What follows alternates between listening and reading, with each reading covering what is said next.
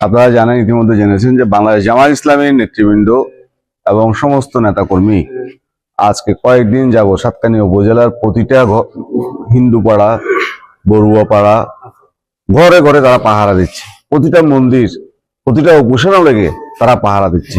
দেশ একটি ক্রান্তিকাল অতিক্রম করছে। এই সময় একটি দুষ্টু চক্র সাতকানিয়া লোহাগাড়ার যে সাম্প্রদায়িক সম্প্রীতির ইতিহাস এবং ঐতিহ্য রয়েছে তা বিনষ্ট করার একটি ষড়যন্ত্র তারা করতে পারে। এই লক্ষ্যে আমরা সাতকানিয়া উপজেলার সমস্ত জনসাধারণ, হিন্দু, মুসলিম, বৌদ্ধ, খ্রিস্টান সবাই আজকে ঐক্যবদ্ধ।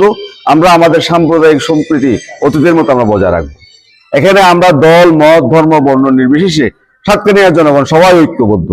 সমস্ত দুষ্কৃতির বিরুদ্ধে আমরা ঐক্যবদ্ধ, সন্ত্রাসের বিরুদ্ধে আমরা ঐক্যবদ্ধ, নৈরাজ্যের বিরুদ্ধে আমরা ঐক্যবদ্ধ, মাদকের বিরুদ্ধে আমরা ঐক্যবদ্ধ, ভূমি দস্যুদের বিরুদ্ধে আমরা ঐক্যবদ্ধ, সন্ত্রাসের বিরুদ্ধে আমরা ঐক্যবদ্ধ। এই ঐক্যবদ্ধ হওয়ার ক্ষেত্রে সন্ত্রাসের বিরুদ্ধে, মাদকের বিরুদ্ধে, নৈরাজ্যের বিরুদ্ধে আমরা এখানে কোনো দল, মত, ধর্ম, বর্ণ আমরা বিবেচনা করি না। এক্ষেত্রে আমরা সকল ধর্মের লোকজন, সকল দলের লোকজন, সকল মতের লোকজন আমরা ঐক্যবদ্ধভাবে সাতকানিয়া উপজেলা যে সকল দুষ্কৃতিকারীরা রয়েছে তাদেরকে আমরা প্রতিরোধ করবো ইনশাআল্লাহ। আমরা বাংলাদেশ জামায়াত ইসলামী এবং ইসলামী ছাত্র শিবির আপনাদের সাথে আগেও ছিল, এখনো আছি, ভবিষ্যতেও থাকবো।